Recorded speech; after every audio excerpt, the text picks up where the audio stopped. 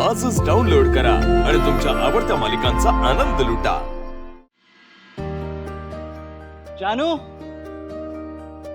जानू, जानू। जयंत, आलास तू? थांब, पाणी आणते. दमला असशील ना? It's okay. बरं दे, मी तुझी बॅग वर ठेवून येते खोलीत. जयंत, जाऊन आलास? कुठे? अरे कुठे काय, पोलीस स्टेशनला. अच्छा, तिथे आहे।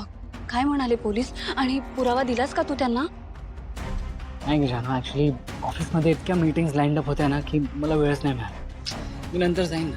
काय रे जयंत, तू तुझ्या मीटिंग्स मधून थोडासा वेळ ऍडजस्ट करून जायला हवं होतंस तू पोलीस स्टेशनला. केवढा मोठा पुरावा आपल्या हाती लागला, तो पोलिसांना द्यायला नको का? जयंत, तुला का कळत नाहीये, हे प्रकरण खूप सिरियस आहे. ही व्यक्ती जर आपल्या आजूबाजूला असेल तर काय होईल सांगता येत नाही. मी काय म्हणते, तू आता जाऊन येतोस का पटकन? फक्त पुरावा तर द्यायचा आहे पोलिसांकडे. जा बघू. जानू, अरे what is it with you? तुला दिसत नाहीये का मी दमलोय ते? मान्य आहे मला जयंत, पण अरे ही गोष्ट पण तेवढीच महत्वाची आहे ना. Stop it. काही झालं तरी मी आता जाणार नाही. जेवण गरम करतेस का? मला खूप भूक लागली. ठीक आहे, तू फ्रेश होऊन ये, मी वाढते तुला जेवायला. पण मी काय म्हणते, उद्या तरी जाशील का प्लीज? आधी ही बॅग ठेवते खोलीत.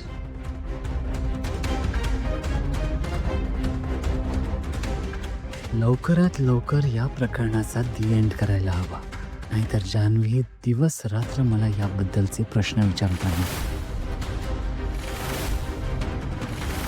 आता असं काहीतरी करायला हवं ज्याने हिची प्रश्नच थांबतो. भावना दळवी यांच्या स्वयंवरासाठी आलेल्या सगळ्यांचं मी मनापासून हार्दिक स्वागत करतो. या स्वयंवरासाठी आपल्याकडे उत्तम 10 तरुण आले आहेत. ते कोण आहेत ते आपल्याला लवकरात लवकर कळेल, पण त्याआधी भावना दळवी यांचा छोटासा परिचय मी करून देतो.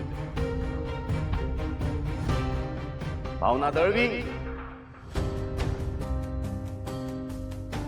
गेल्या 32 वर्षापासून सासवडमध्ये राहत आहेत. त्यांचं शिक्षण बीकॉम पर्यंत झालं आणि सासवडच्या एका नामांकित सीए कडे त्या जॉब करतात.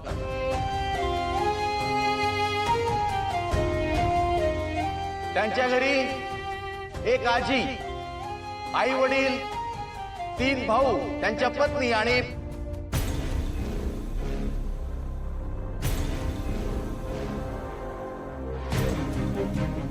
आणि इतका सदस्य परिवार आहे.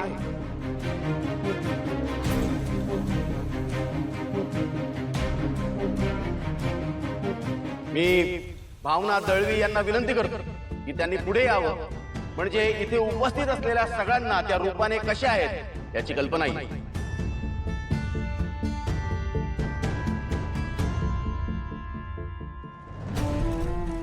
मला थोडं बोलता येईल का?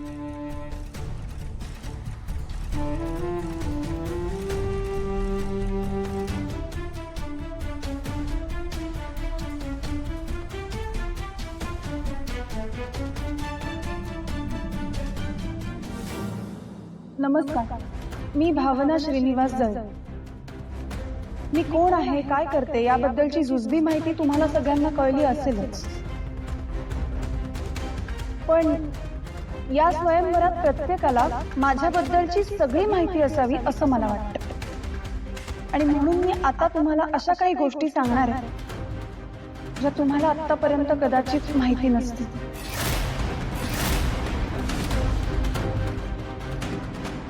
माझं वय 32 असूनही माझं अजूनही लग्न झालं नाहीये. त्याचं मुख्य कारण म्हणजे माझ्या पत्रिकेतला दोष.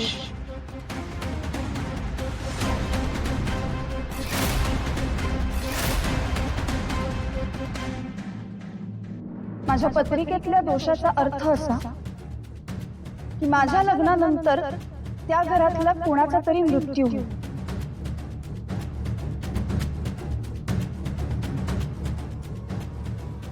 याआधी काही महिन्यांपूर्वी माझं माझ्या ऑफिसमधल्या बॉस सोबत लग्न ठरलं होतं. परंतु लग्नाच्या दिवशीच अपघातात त्यांचं निधन झालं.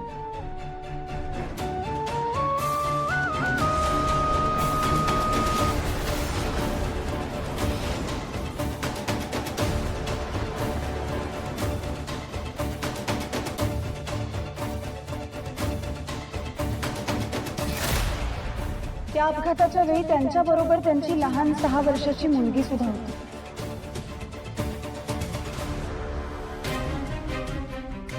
त्यांच्या निधनानंतर त्या मुलीची जबाबदारी मी घेतली आणि यापुढे कायम ती मुलगी माझ्या सोबत राहणार आणि ही गोष्ट सगळ्यांना माहिती असावी अशी माझी इच्छा आहे. मला अजूनही काही गोष्टी तुम्हाला सांगायच्या. आता काही दिवसांपूर्वी आपल्या गावच्या जत्रेत मी मंदिरात ध्यानाला बसले होते. त्यावेळी ध्यान करत असताना माझ्या गळ्यात कोणीतरी येऊन मंगळसूत्र घातलं.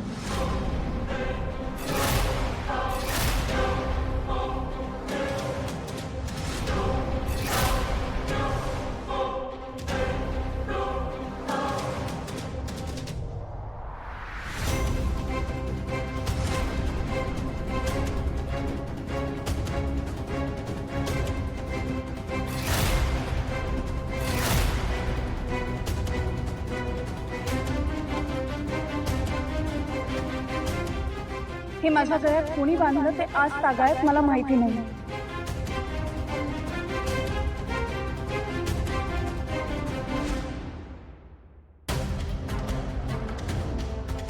या सगळ्या गोष्टी तुम्हाला माहिती असाव्यात अशी माझी इच्छा होती.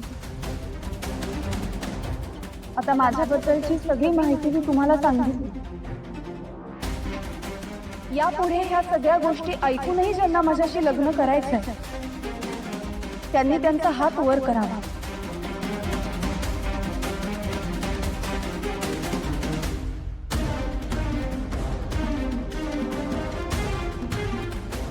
अरे इथं तिने आधी सांगितलं नव्हतं. तिच्या गळ्यात मंगळसूत्र आहे. हिचं लग्न आधीच झालंय. मला नको अशी बायको. मला पण नको असली बायको.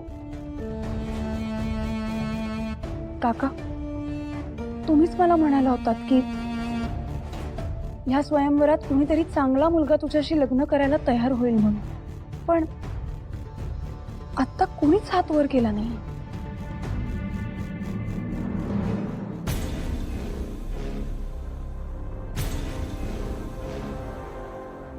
मी हिच्याशी लग्न करणारच कसं? मला नको अशी बायको. मला पण नको अशी बायको. जी याचा अर्थ असा की कुणालाही माझ्याशी लग्न करायचं नाहीये.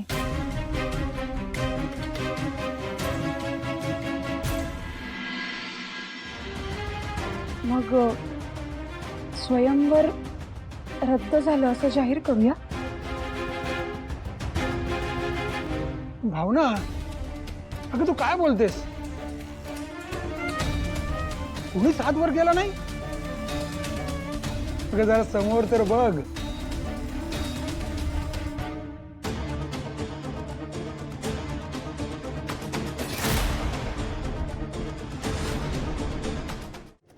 लक्ष्मी निवास